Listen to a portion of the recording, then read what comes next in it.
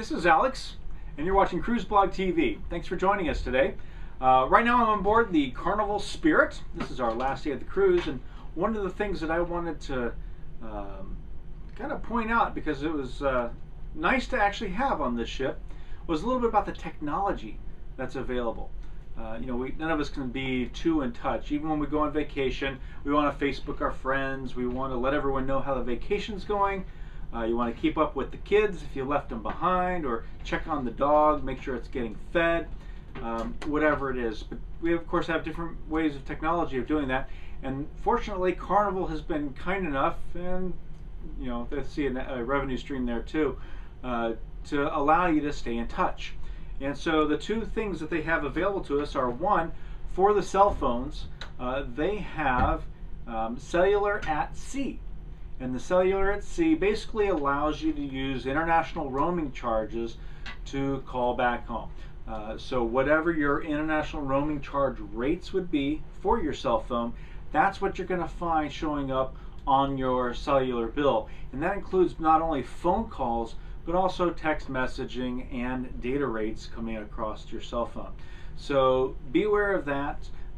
So feel free to use it. Just know that there may be an extra cost if you have international roaming available to you on your cellular plan. You might check with your cell provider on that to see if they can save you a few bucks, even if you get it that plan hooked up with your plan for the trip. So check in on that.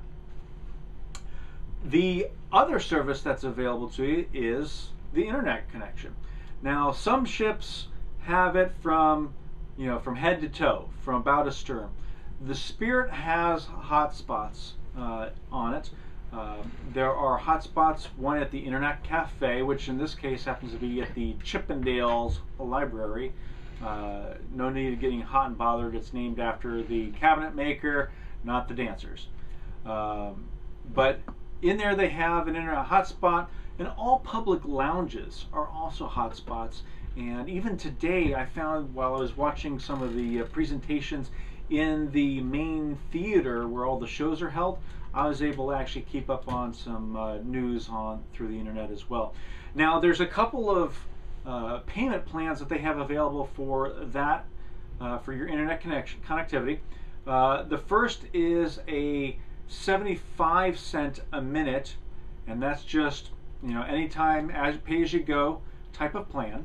So you're paying 75 cents a minute, so you want to be very judicious about your use of time. They also have two packages that you can pay for, where you buy blocks of time, and of course the rates go down with each one. One is the 100-minute plan, and that's $55, and there is a $3.95 service charge when you sign up for the plan.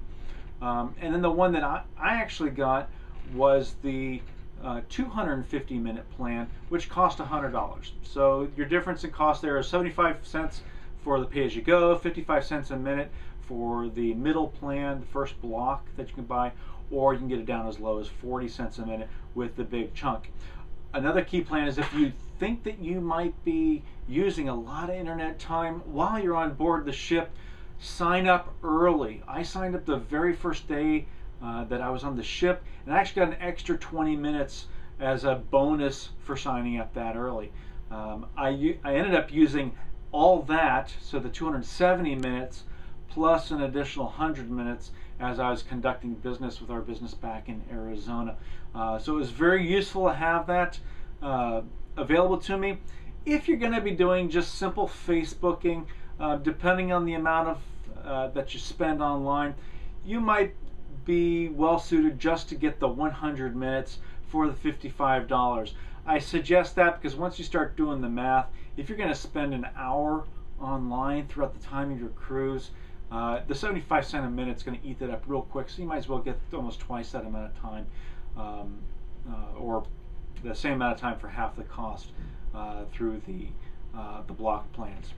So hopefully that was helpful to you. You got your internet and your cell service. One other thing about the cell service I just remembered is that it actually doesn't work. The cellular at sea does not work when you're in port. So you actually be using the roaming charges of whatever country or port that you're in to take advantage of that. So hopefully that was helpful to you. Hopefully that'll save you some money and help you plan it out. Don't feel the need to take your computer, but if you do, know that you have the ability to use it on Carnival.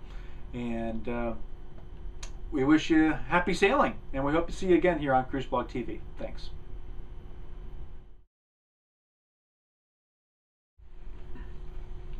Okay, so Jenny was eavesdropping on me while I was doing the previous taping there. So one thing she asked me to mention, and it was an excellent point, is that in the Internet Cafe, they do have some number of desktops. I think I remember counting probably 6 terminals that you can use. So you can have internet access on the ship using their computers.